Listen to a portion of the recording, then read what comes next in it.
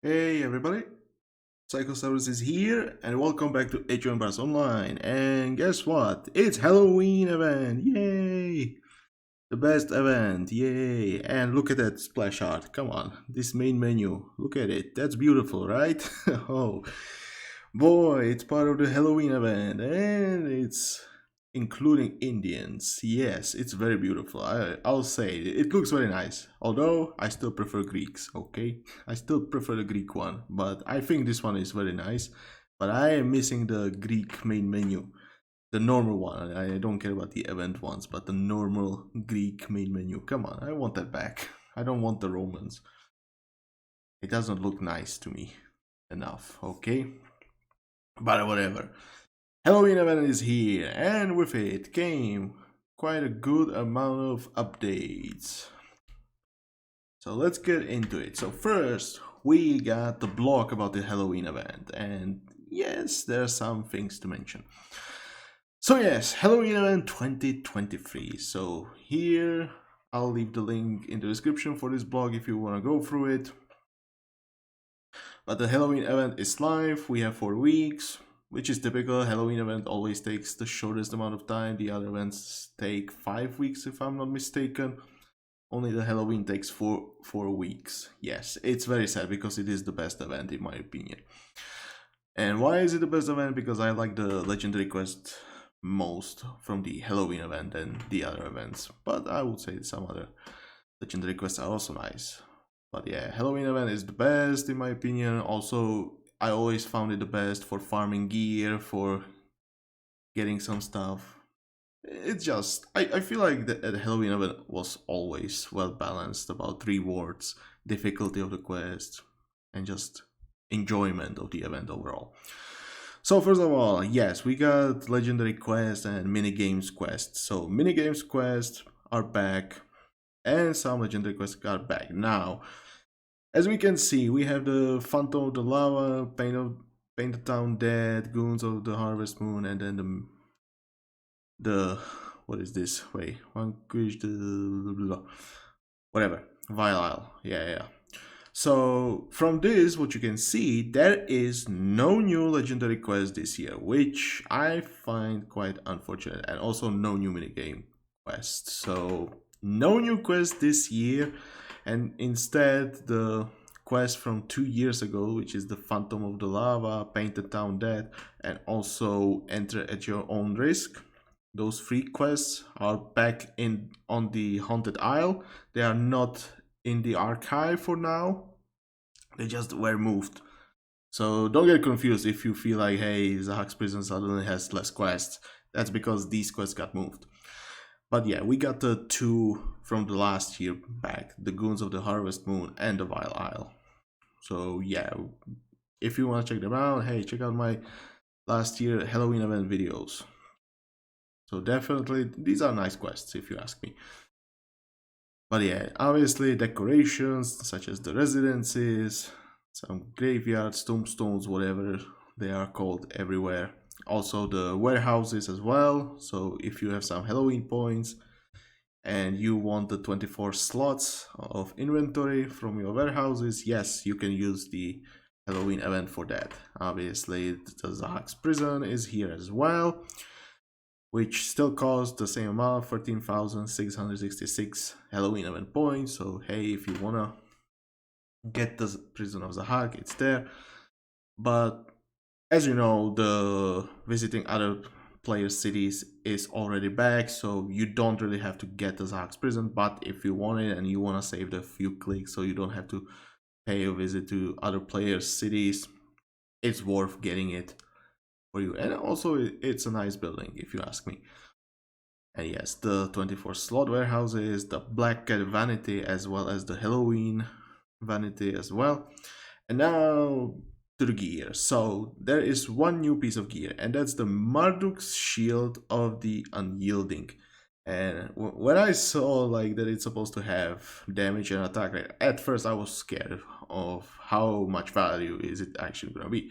So the values are 4.2% damage and 10% attack rate. So overall, it's like 14.62% DPS output improvement. So it is somewhat good, but it's at least not that high. I would say. I would say this shield is a competitor to Rostam's shield, because Rostam's shield was obviously the most dominating shield for offensive power, because that's the shield with highest DPS improvement of all shields. So Rostam was dominating that for a long time. Now here comes the Marduk's shield of the Unyielding. And unlike Rostam, this shield does not offer any defensive stats. So no health, no armor, nothing. It's pure offensive. So that's one big disadvantage already, because Rostam at least offers like almost 6% health. So there's some small improvement. So obviously that's gonna be important when deciding where to put Marduk's, where to put Rostam. So yeah, what units are the Project Celeste recommending here? So first, Greek Hypaspist.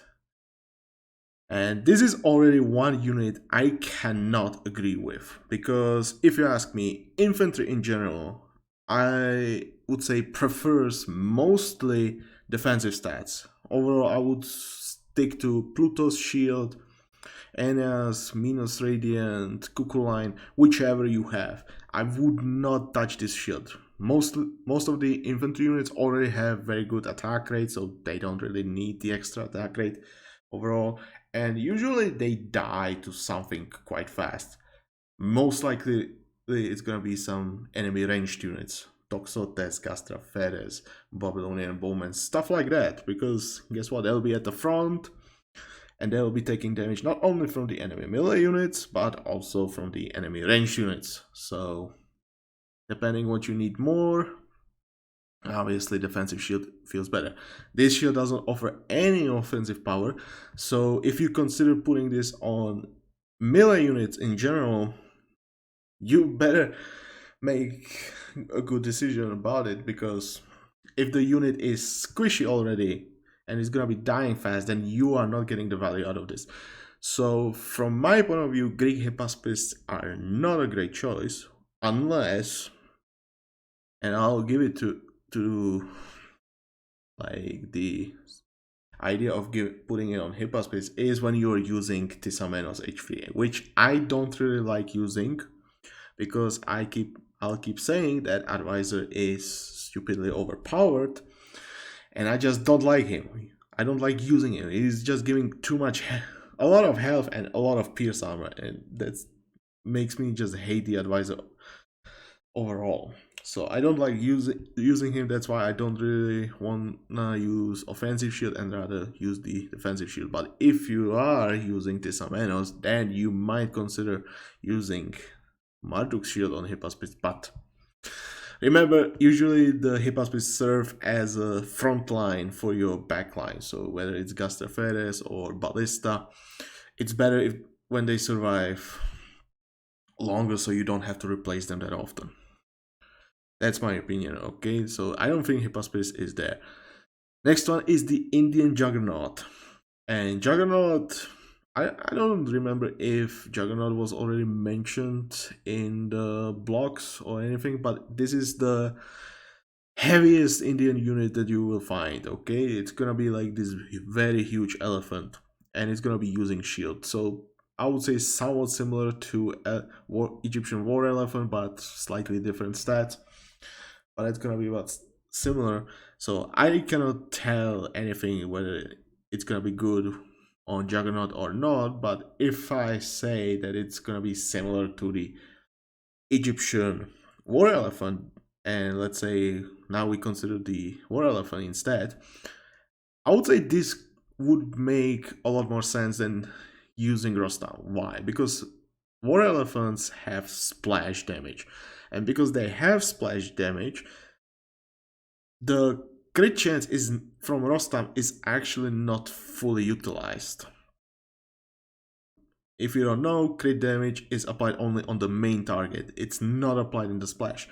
So at this point, I would say if you are going for some more offensive War Elephants, then this shield is definitely worth considering, because the damage output is not gonna go only for the main target, but for the splash damage as well. So I would say this could be very good for Egyptian war elephants and also the Indian juggernauts, if they are going to be very similar to that, to the Egyptian war elephant, which we can expect. Okay, it was already like said on the Discord that hey, it's gonna have splash. So if you are going for some more offensive build for your elephants, then this shield can be very good. And also war elephants have very good health, and if you're using Rostam, you're not losing that much, honestly.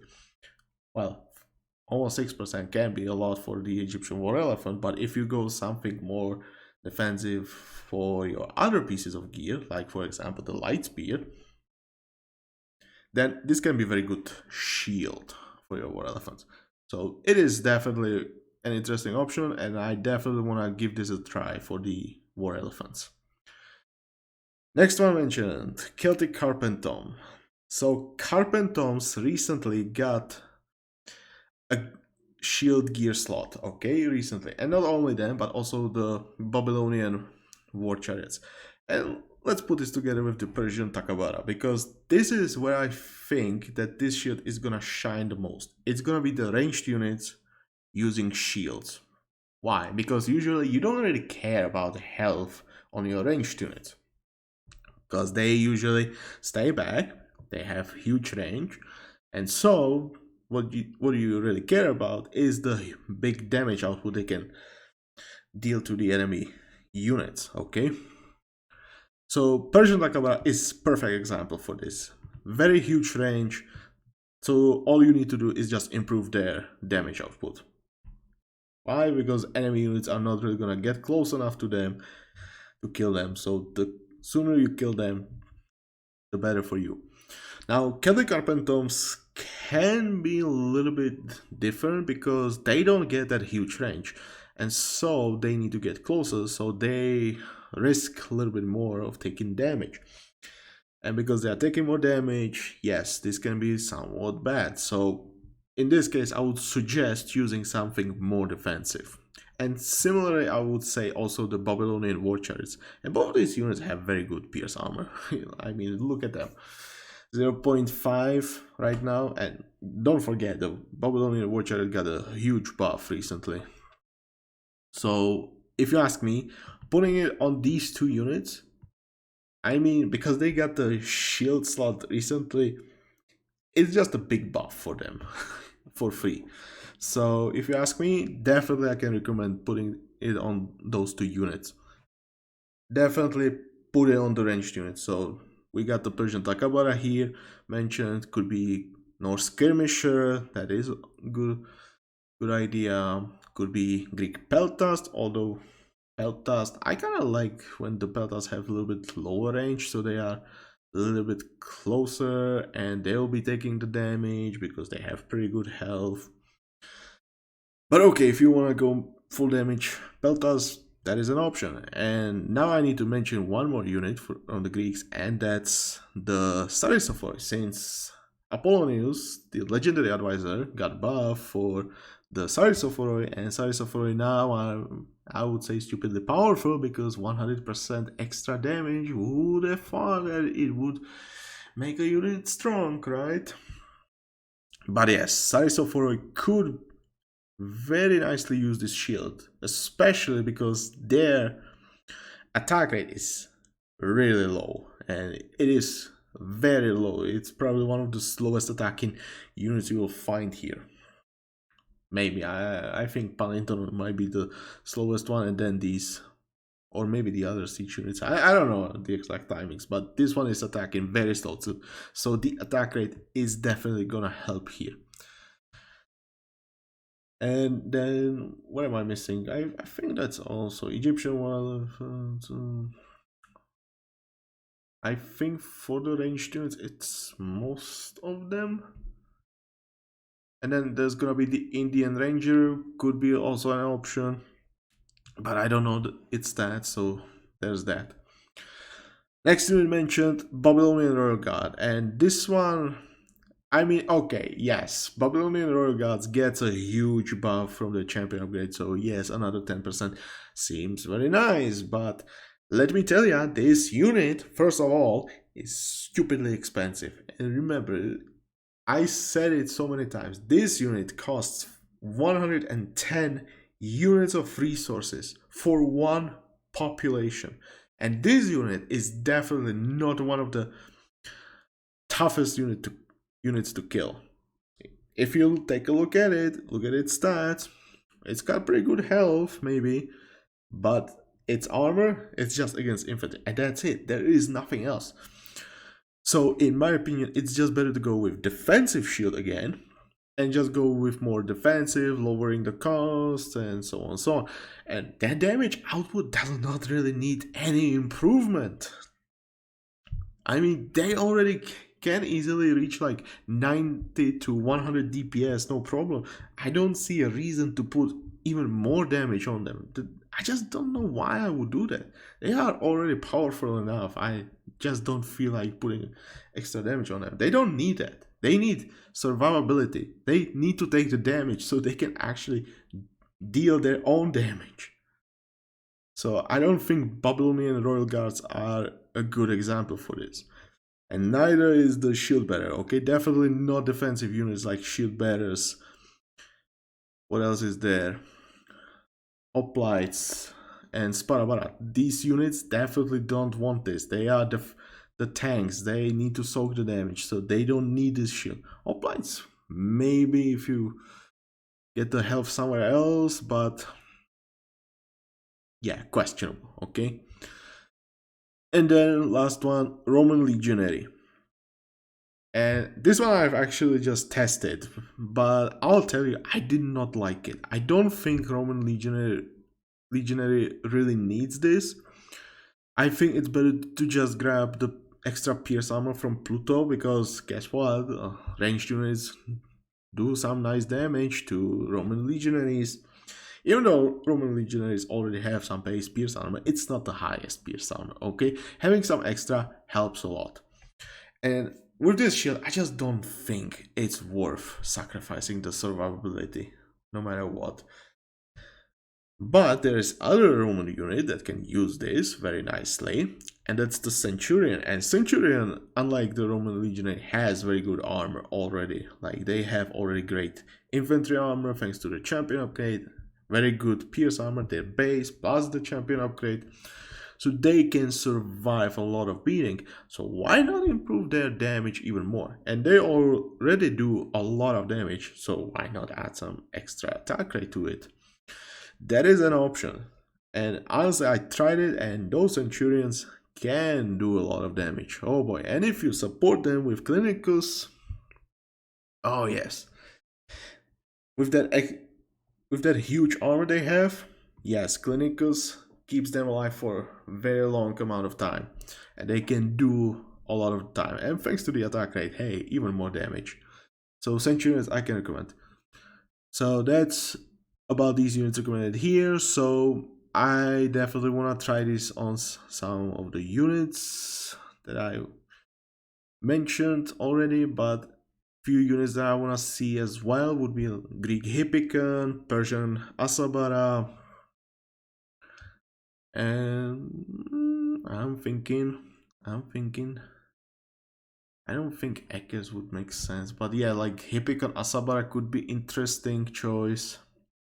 Like I said, Elephant, the ranged units. What I can definitely recommend is getting one shield per civ. At least one. Get at least one. Then you can swap it between the units, whatever.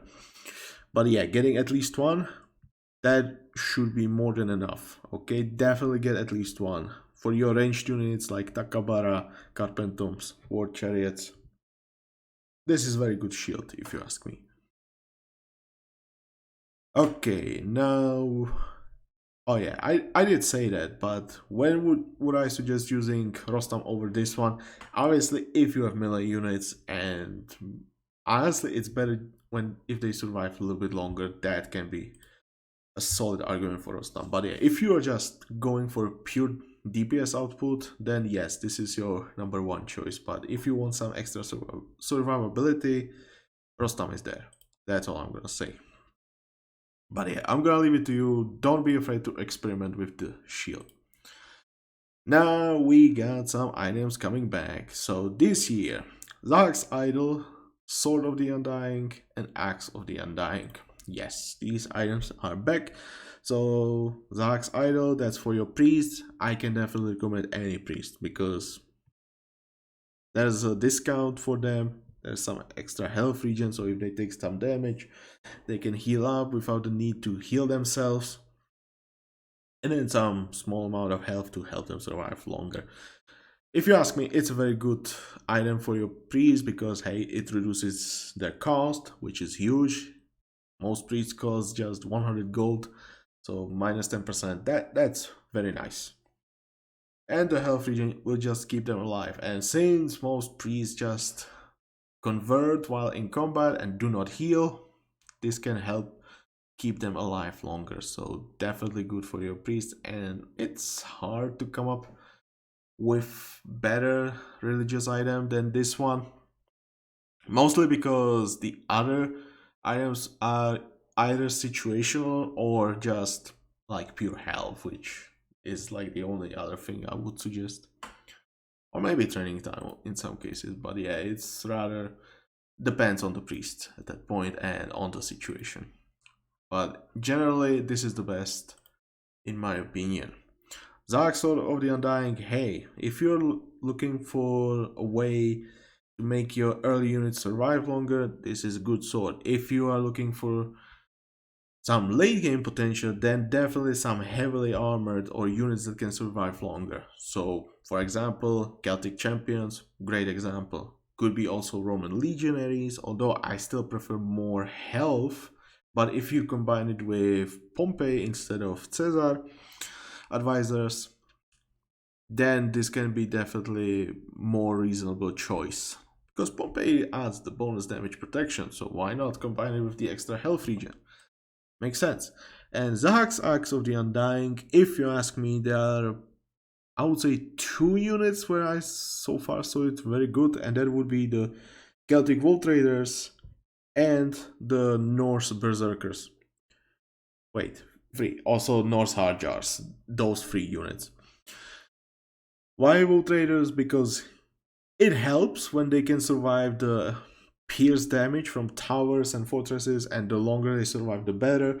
Plus the extra damage against buildings makes this axe very good against buildings, and I would say one of the best axes against buildings, so definitely the best choice for that. Hey, if they take hits, they regen some of the health back, and because they survive longer, hey, you can just focus on the enemy buildings a little bit longer. It's very good axe for wool traders if you ask me. And berserkers, they already have pretty good armor, some base, pierce, and infantry armor, so already goes well with that. Plus they do splash damage, so if you use them against walls, the extra damage against buildings is very nice. Plus they also have some of their health regen from champion upgrade, so some extra health regen does not hurt, to be honest. And if you're worried about health, then definitely remember to add Chief to your army of berserkers. Don't forget about the Chief. Chief is very useful. And yeah, hard jars. Hard jars are just heavy armor. Come on, the health regen really works nicely with them. So that's my suggestions. If you wanna try the others like Egyptian Axeman or whatever else, go ahead. I don't think it's really worth on the others, but if you feel like, hey, I wanna try it, then go ahead. Definitely get one axe per safe using axe at least. Sword, definitely I suggest getting at least one per save, but it is also the most expensive item to craft. And yes, I need to mention this. Below here you have a comment for crafting, for crafting, for crafting. So you will have to gather materials to craft these items. And then a few more items. So from the last 2 years we have obviously the Marduk's items, so the bow, the throwing arm, and the fire flask. And if you remember what I said previously in those previous years, if you don't know, hey, you can check it out. But to keep it in short, if you already have a very good alternative versions of these items, so for example, instead of the Marduk's bow, you have the Master Hunter bow, very good stats, you don't really have to get the Marduk's bow. Same, if you have the Set's throwing arm, the one from Rakoti's store, then you don't really need the siege arm of the Unyielding. If you have good Hatshepsut, then you don't need the Marduks, okay? But if you don't have them, then it's definitely easy way to get them, and then you might not really have to worry about those items anymore later on, okay?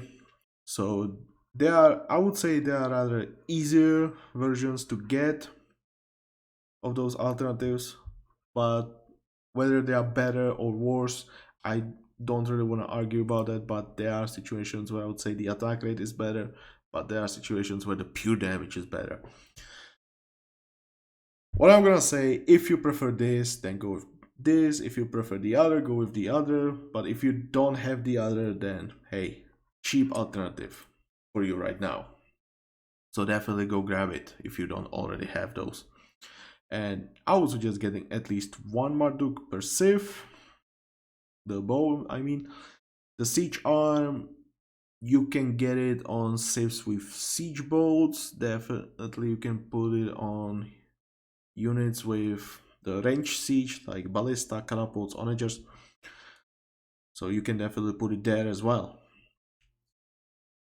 And the fire flask, obviously fire ships. But if you want to save some for the fire monkeys, hey, it is also an option. For the Indians, obviously. If you don't know what I'm talking about, yes, Indians will have fire monkeys and they'll be using the fire pots.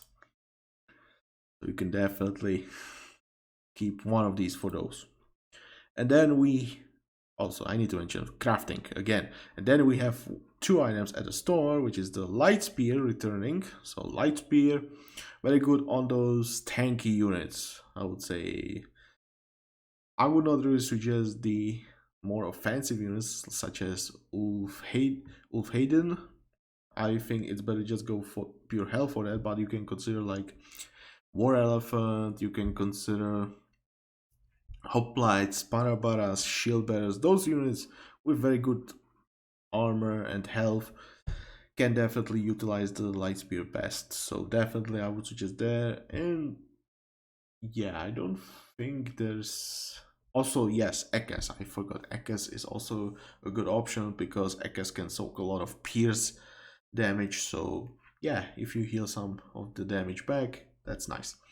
Zark's Amulet. Now this one I would say you don't really have to get at all because most of the times you'll find some better alternatives. So this is the labor gear. So that means villagers, caravans, engineers, and ox carts. Cannot forget ox carts, okay? Now for villagers, I don't really recommend it. I think it's better when you go with the training time because the more villagers you have, the faster you have them, the more resources you'll get. Okay? Caravans, pretty much similar thing, but it's just better to go either better movement speed or training time so you get them out faster. Or you could also go with lower cost. I think that also makes sense if you go with multiple markets. But yeah, this is like trying to keep units alive, which is like for engineers. Honestly, engineers don't really need that because they already get the tech from the forum. So I don't really recommend it on the engineers. And so like the last unit are the ox carts, and ox carts, let's be honest, how often do you see ox carts taking damage, okay? I don't think you see that often. So at this point I'm like, I don't think you really want it. But if you want to get it, okay, engineer is an option, ox cart is an option, maybe caravans, but that's like, why, okay? I don't really feel like you want these Hax Amulet that much. So that's like the only thing. Okay, then what else do we have? So yeah, the stuff, the gear, vanity gear, decorations, whatever. How do you access it? So remember, always you have this mummy in your home city. You just ask it and it will take you there, give you quest, bam, you go to the Haunted Isle here, Bahram, quest, quest, quest, quest. And then obviously there are quests for PvP as well, so if you're a PvP player, remember to visit Sparta and you'll find the quests there as well, which is the War Commander near the arena. And also you'll get the limited time PvP quest as well, so hey, if you want to gather the materials and craft the items, hey, just play PvP. And remember, okay, PvP is very strict, okay, so remember to read this. I'm not going through this, but yeah, don't try to abuse anything like, hey, players playing together and like losing on purpose or doing nothing on purpose and blah blah blah, okay? Let's just say on Project Celeste, it's not tolerated well, okay? I'm not PvP player, I do not judge, but yeah, I agree, these things should not be abused no matter what. I don't like it, okay? So be nice, play normal PvP, and you will get the rewards anyway. And yes, blah blah blah, some questions, points. Also, if you have a lot of materials, the epic ones, then you can trade them for some Halloween points as well. So if you want them, want to trade some materials, good. It is an option. How long? We have until the 20th of November, okay? So that's 4 weeks in total. And the event started just today, okay? For me it was like 1 a.m. but yeah, I was asleep. So yeah, we have 4 weeks for this. So there's the credits if you want to thank someone who knows for what, but yeah, here we have it, like gear design, 2D artwork. I believe Natsata is the one who made the main menu, so yes, that's a very good one, and so on and so on. And I don't think there's something mentioned here, but yeah, I think that we will move on to the patch notes. Yeah, Natsata was the one in the main menu. Yeah, very good job, Natsata. It's very nice. And blah blah blah blah blah blah. Okay, the typical stuff. Okay, it's free, so don't try to abuse anything. Blah blah blah. So yeah, that's the Halloween event in the nutshell. Remember, the archive quests also got their rewards changed, so they give you the Halloween event points, materials as their rewards. Okay, so if you want to farm those, go ahead. And now we had a patch. Just, was it the day before? Yes, 22nd, October 22nd, so yesterday. And this one brought some nice changes. So, Halloween event data preloaded, so that was the Halloween event. So, quest updates, and there's quite a few, but I'll just go through it somewhat shortly, but there are some big ones. So, Fright Club delayed the starting attacks, moved 2 of the 3 bosses to the side bases. If you don't remember Fright Club, that's from the second Halloween event. One of the first 3 legendary quests. It is the one very small map where you have like this like area for yourself, then you cross through the fortified area where there were the 3 bosses, and then you go to one side and to the other side, and that's it. So this one got delayed starting attacks, which for Fright Club, this is definitely something worth mentioning, that it was very aggressive from the very beginning. Like the enemy units were coming like 3 minutes in and you already saw enemy units coming at you. So it was very aggressive early. Now it's definitely not as aggressive. I can definitely sign that. And the 2 bosses got moved, which is the Immortal and the Champion boss, which they are called the Emerald and the Soul Guardian or whatever it is. I don't remember exactly.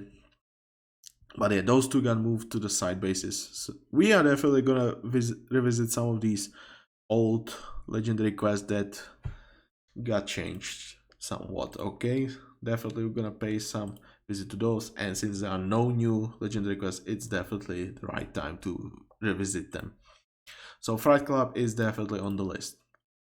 Now, Legendary Bring Out Your Dead, delay the starting attacks. Bring Out Your Dead is the one with 20 minutes time change to destroy the one at the center, but you need to go through like one of the bases to get there.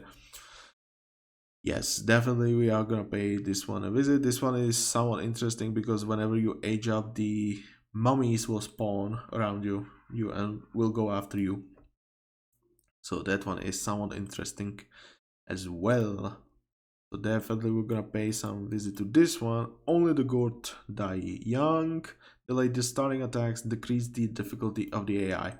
So this one is the one very annoying one with a lot of ranged units coming from the side bases, and then there was like this huge wave from the central base coming at like 6-7 minutes into the quest, which was very annoying when you have to defend against ranged units. And if you remember, the first year these quests came out, oh boy, they even had multipliers. Then the next year got the multipliers removed. So yeah, playing these quests first year was very annoying. So the delayed starting attacks are not the waves of ranged units, but from the central base, which I definitely am glad for. Those were definitely annoying because like you keep defending against ranged units and suddenly 6-7 minutes into the quest there's a huge wave. How are you supposed to defend against that? So definitely that's that. Decrease the difficulty of the AI. I don't really know if the AI got reduced difficulty, to be honest. I tried it and it did not feel like it got reduced difficulty. I can agree with this, but didn't see this one, to be honest. But yeah, we're gonna pay a visit to this one. Next one, the Phantom of the Lava. That's one of the quests moved from the archive to the Haunted Isle. Remove the infinite mummy spawns. If you remember, there was this boss priest, and once you go into his area, the mummies would start spawning from two sides. And I think also from in the main area around the priest, maybe, I don't remember. But they kept spawning non-stop. So even when you kill the priest, finish the quest, they kept spawning. And since there was a treasure camp, it was very annoying to get to that treasure camp. So those mummies no longer spawn infinitely. And what I can say, there's like one wave of mummies and that's it. It's not that bad, okay? So it's definitely easier to kill the priest now. If you're worried about that. Definitely easier to kill the priest now. So this quest overall less annoying around the priest. Definitely we are gonna revisit this one as well. Now we got Trouble at the Tigris. Increase the starting resource amount of co-op to match solo mode. Don't ask me about that. I don't know anything about it, but it seems co-op players did not have the same amount of resources as solo. Whatever. Okay, all Halloween event minigame quests have had their rewards adjusted. So on your gourd, increase to 300, materials free 300 from 2 to 200. And so on, so on. It's just that the minigames quest got a little bit rebalanced about their rewards, so they offer like more Halloween points and materials. Well, most of them, and some of them got reduced. So this one got buffed. Tom Sweet Tom got buffed for the points. Don't Let Bahram, more points. Oh god, it was only 25. I forgot. It was so low. Yeah, not worth it. But yeah, 4 materials for Bahram. But Bahram Embalmed is now very rewarding, if you ask me. That's very good. If you are a player who does not manage legendary quests well, then definitely Bahram Embalmed is gonna be very good for you. There's a lot of materials. You just need to learn to build the towers really fast. And that in your tracks, this one got also increased. Which one is this? I think that's from the 3rd year. Or was it 4th year? I think that's the one where you go follow the Black Panther. Forgot the name of the panther, but you just follow it. I think that's the one. Lots of ghouls. That's where you defend against a lot of mummies and then just go after the bosses. So more rewards here. Mummy issues. I think that's the one with the Emerald Guardian, is it? Where you just go around and destroy stuff. Which way? This is the one where you cannot take damage. So this one got the rewards reduced. If I'm not mistaken. Halloween point reward increased. That's the base reward. Yeah, base objective reduced to 300 from 1000. Yeah, last year this was like super rewarding. Oh my god. And then the grave mistake, more for reward, and the optional as well. So yeah, overall the mini games just offer much more rewards. So if you want to farm mini games, it's definitely worth it more than before. Except the which way, but it is still quite rewarding if you ask me. So don't be afraid to do the which way to the village as well. Definitely these rewards are huge. Next we got the Halloween event quests have had their rewards increase, so that's what fiends are for. That's the global for co-op, yes, 600. Play the event quests also, so 600. So if you play one save, play 2 free legendary quests, hey, you got the 600 points extra, which is huge. Like 600, that's a lot. Then we got the Spartan. Yeah, I'm not going for these. Just more and more, okay? The following quests have been temporarily removed from the prison of Zahak building for the duration of the event. So that's the Phantom of the Lava, Paint the Town Dead, Enter at your own risk. So these archived versions are now back on the Haunted Isle.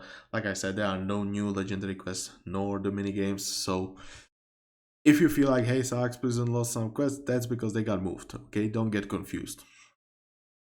But yeah, they will be back, don't worry. These quests are available as part of the quests available for everyone during the event with increased rewards and will be made available in the building again after the event is over. See, it's noted here.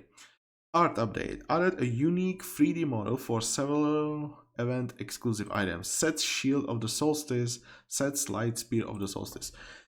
Now this was something this is something I like about these changes, because these two items did not have their unique models, but you look at the other events, like you look at the Zahak's Light Spear, it's got its own model. You look at the Piercing Frost Light Spear, it's got its own model. You look at the now Marduk's Shield, it's got its own model. But like the summer event items, a lot of them did not have their models, and these two are like the most notable ones in my opinion. The other one would be like, I think the summer bow still does not have the model.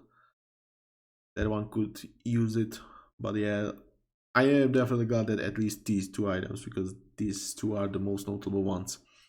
So now they have the models. I think the light spear looks similar to the heavy spear of sacrifice. I think it's like similar model, but it's like with orange stripes. And then the shield is the round shield, and then there's like the orange circle. It's like very dark orange. So if you have those items, you can definitely check them out. Definitely look very nice, and it's definitely a great job done. Okay, updated the 3D models for several event exclusive items. Zahak's Sword of the Undying, Zahak's Light Spear of the Undying, and Zahak's Heavy Spear of the Undying. I don't know what's exactly different on the Zahak Sword, because I did not see it for so long. But the Light Spear, Heavy Spear feel a lot thinner at the tip, so they feel more sharper, and at least from my point of view, from what I remember, and that definitely looks nicer. The spears look the same, but it's like the tip is sharper. That's all about it. I don't know about the sword. I don't remember any difference. Okay, so don't ask me about that. But there might be some difference, and I would believe this since I saw the other two. So yeah, if you remember how it looked before, maybe you'll see it, and if you do, please tell me in the comments. Also, I need to mention, I'll put these into the description as well, so you can read them for yourself later on. Added a new and unique idle animation for the Persian Siege Workshop, updated the idle animation for the Roman Siege Workshop. Now, I took a look at those and I wanted to see what's actually different. And there is difference. There is like this one small thingy moving, which is like this platform with cogwheels and whatever, like parts on, and it's like being hanging on a crane or whatever it is, and it's just swinging, and it looks nice. I'll be honest, it looks nice, but I feel like it shouldn't be swinging forever, if you ask me. But it's nice. I'm not complaining. It's definitely nice animation, so definitely good job there. Updated and optimized all animations for the Roman onager. Now, I've tried to look at the onagers, what's actually different. I feel like when they fire, they are like moving a little bit forward. I think that's like the one difference. I'm not sure, but I think that's it. I feel like it's different, at least there. So yeah, I'm not 100% sure, but I think that's it. Optimize some particle effects on several Halloween event assets to improve performance. Okay, don't know about that, but yeah, moving on, blah blah blah. UI updates, increase the font type and size for the market buy sell interface for better readability, fix a small misalignment on the global marketplace UI. This one is important because if you have watched my market and caravans video, then you know I was complaining about this, and you could see it there, that like the numbers over like the buy sell buttons in the market UI, it was just so hard to read because the white color was just blending in with the background. It just was unreadable. It's definitely much better now because it's much easier to read. Okay, that's what I'm gonna say. So I'm definitely glad I did the market video because definitely something could have been done about that. So yeah, we did it, guys. We got that change. Okay, bug fixes. Fixed an issue where the co-op player was not spawning properly in the quest incursion in Lebedos. Don't ask me. Fixed an issue where double-edged axe was granting its critical hit chance effect twice. Now this one, I don't even remember if I'm still using the double-edged, to be honest. I need to think, but I feel like, okay, Egyptian axemen, definitely not. Volt traders, no. Greeks, Persians, Babylonians, Romans don't use, and then there's Norse, and there's like one, and that's the Norse chief. Okay, that's like the only one I'm using it on, and I need to definitely start training the chief more often. But yeah, this one was granting its critical hit chance twice. The reason was that it was supposed to apply the crit chance for throwing axemen, but instead what happened, it actually added extra crit chance to the melee units, so that's why it was doubled. So that should have been fixed, and the throwing axemen should have their critical hit chance properly. Okay, fixed an issue where the gear dismantler loading screen displayed a wrong icon for muslin cloth. Okay. Fix an issue where using the gear dismantler would cause a crash under certain circumstances. Oh yeah, I definitely reported it. One circumstance there. Hopefully it was that one. Where how was it? It was you dismantled the item, but at the last moment you closed the window, so you did not lose the item, but then you opened the gear dismantler and it would crash the game. I think that's what it was. How it was. I think it was that. I don't remember. I didn't remember reporting it, but I think that's the one that was doing it. Because you could close the window before finishing, that would save the item. That was fine, but when it was at the last moment, that should have been causing the problem. Yeah, I think that was it. Fixed an issue where quests option objective required an incorrect amount of empty inventory slots before the quest could be turned in. And this one Finally glad it got fixed. Oh my god, it was so annoying since the last patch. God damn, that was so annoying. Like, you have more than enough space, but you need like double the amount of space because it's just not calculating. Oh boy, it was so annoying. God damn. Glad it's fixed, okay? I don't know who made it even possible, don't ask me, but yeah, hopefully that person fixed it. And if it was not that person and someone else had to fix it, then I believe that person deserves a slap, okay? Fix the responsiveness of the item crafting system. Okay, I don't know what this one actually means, don't ask me. But I know there was like some issues with like crafting items. I don't know if that's actually it. Maybe that's it. I don't know.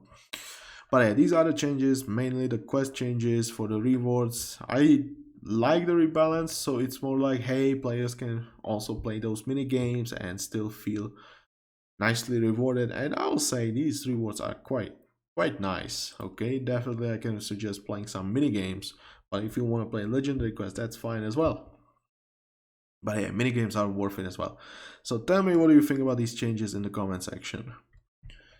And now, yes, we are going into the game and we're just gonna quickly showcase. So yeah, that's the main menu from Natsata. It's very nice, very nice. Although I still prefer the Greeks. But yeah, okay, we are going to the Greeks. I prepared this actually. So yeah, first of all, need to showcase the Zark's prison, because since it's already there. Come on, get me in. Come on. Come on. Okay, so Zark's prison. First of all, you can see I have only 3 of those quests available. I did some already, so I have the Dead of the Night, Finest Horror, these are from the 2nd year, then Bring Out the Dead from the 3rd year. But you can see I don't have the other quests. I did not do those, okay? And yeah, if we take a look at these rewards, you can see Halloween event, not only points but also legendary chests, materials as well if you want to. Now one thing I need to mention, and I remember this, that you had the basic Halloween points rewards and then 100 for every optional objective, which does not seem to be case here, but the base reward has been increased, so I'm fine with that. It's not the worst. Same here. But yeah, I saw that on 100 Isles it's not perfect there though, and you'll see soon enough. So yeah, starting the quest. Okay, we have the pop-up here, Holiday of Horrors, boo, are you scared yet? You should be. Blah blah blah. Okay, Haunted Isle, Vanity Island, if you want to visit those you can. There's the mummy, blah blah blah. Okay, quest, 5 points. You just accept it. You can either go return to the quest or just right here, hey, Haunted Isle, or if you find it, right here in Mesopotamia. But yeah, return quest, that should be more than enough for you to do. And so, yes, back to the Haunted Isle. Yay, yay, yay. Yeah, Bahram, you just complete the quest. And now full event. Okay, so remember the wanted board. Here you will trade your materials, plus you will also have some globals which will grab immediately. So Soul, Emerald Guardians, and the mummies. And don't get confused. If you see Soul and Emerald Guardians in quest, most likely it's not gonna count towards progress here. You need to kill the Soul and Emerald Guardians guarding the treasure camps. Okay, that's what these quests are about. And then obviously we can trade materials. Oh yeah, the numbers. So 500 of the basic materials. So 500 you get 375, and the advanced materials 500 you get 1500, which is 4 times more. Yes, 4 times more, which makes sense because you get 4 times less of these materials. So remember, Gear Dismantler is there in the city of Rome. So hey, you want to get some extra materials? Remember to dismantle those epic items. And then you will have more than enough Halloween points to buy stuff. Then bottom, here are your legendary quests. So yeah, and now here, what I mean, it's not perfect. You actually get 100 points for the optionals here for these 3 quests. So the Phantom, the Painted Town, and enter at your own risk. So these are the only 3 that are still offering it for optional. I think they also... Nah, this is actually right value. So yeah, these are just the only ones. And then from the last year, while I'll see no extra points. And Goons, same thing. This one is giving more points. Why? 2-star. 2 stars. I don't know why. Why is it like that? Don't ask me. Okay, Fiends are 4, that's the cope one. This is what you need to take for the legendary ones. And here are the crafting. So yeah, if you take a look, you need, okay, 30 materials and 3000. You don't really have to look at like here 3000, here 30. Just look at here 30, and that means, hey, I just need to do like 6 quests. Yeah, like 6 quests. So that's what you need. Same thing, siege arm. Bow is slightly more, that's like 9 quests. Shield, that's 10 quests. Obviously depends on the quest. This can be like 10 plus quests, okay? But yeah, you need 50 here for the shield. Yeah, alright. And then also you're getting some extra Halloween points for crafting those, so it's not like going completely bad. Then we have the Zark sword, which is, like I said, the most expensive one. 100 for one of these. So if you weren't here last year where you could get the Zark's sword, I think that was a little bit cheaper. I don't remember. Was it craftable as well? I remember crafting one for each Sith. But I don't remember, honestly. Whatever. But yeah, it's very expensive now. So if you want it, hey, it's gonna cost you. Better farm those materials. Same Zahak's axe as the Marduk's bow, and the idol is also very expensive, 75. Which I kinda don't agree with. Like, I feel like it should be the other way, because you don't need that many axes, but Zahak's idol, you need like one at least. Goodbye. That's the Bahram. Okay, legendary quests and those craftable quests, and some global. Lots to do. Then here we go. So here you have the repeatable ones, and also for some reason we have the Spartan quests here as well. Why are they here? I don't know. Okay, but they are here. Okay, then obviously the Haunted Isle, we're back.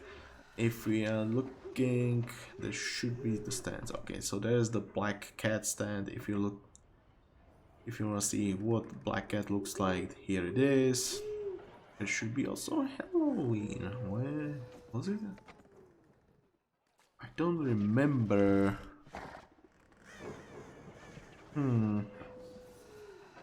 Okay, maybe it's not like doesn't have the stand here, but it should be here. Yeah, Black Cat. Here you will have Halloween. Here you'll see Dark Summer 18,000. It's more expensive than the Lightspeed. Like I said, you don't really have to get this at all. And then we have the Lightspeed. I definitely, if you wanna spend your Halloween points somewhere, definitely get the one Dark Speed per save at least. Definitely go and grab it. And believe me, you'll have more than enough Halloween event points. Like, you can see this. Like, you do two quests and suddenly, hey, you have 1,000.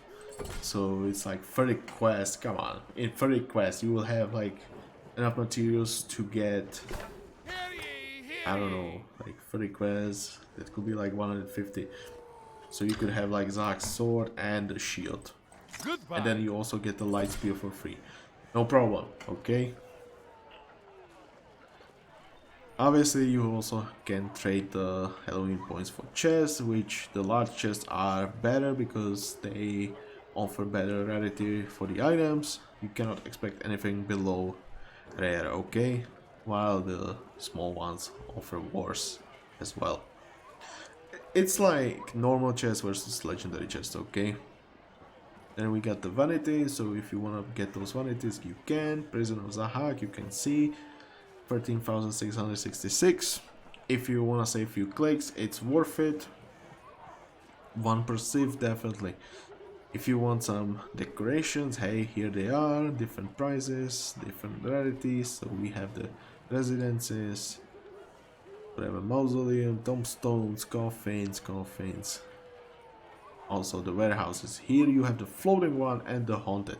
Now I need to mention, like, the floating one costs twice the amount, but it's still easy to earn enough points for these, so I would not really look at it. But yeah, if you want more warehouses, it's definitely better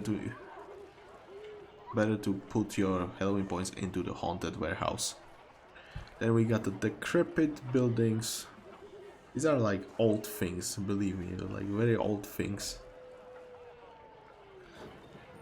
Ghoulish graveyard, and then new thing, we have a consumable here, the Undying Allies. This is Headless Horseman, Soul Guardian, and Emerald Guardian that you can summon.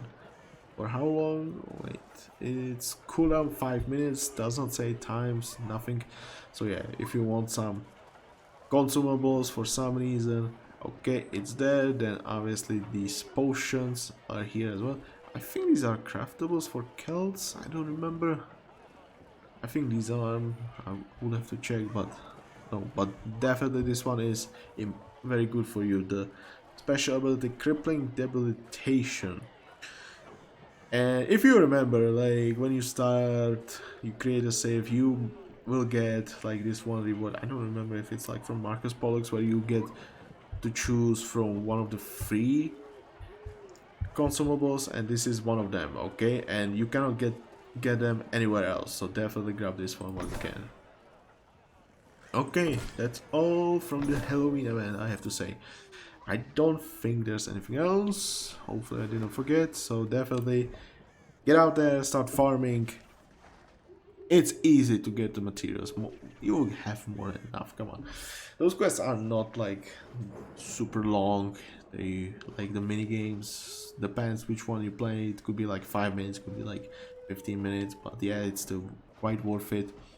And then you have the legendary ones. Most of them you can be done around 20 minutes if you play in co-op, but yeah, not more than 30 minutes if you're fast enough. Okay, that's all from me for now, so get out there, start farming, tell me what do you think about these changes, the Halloween event, and I'll see you next time. Bye!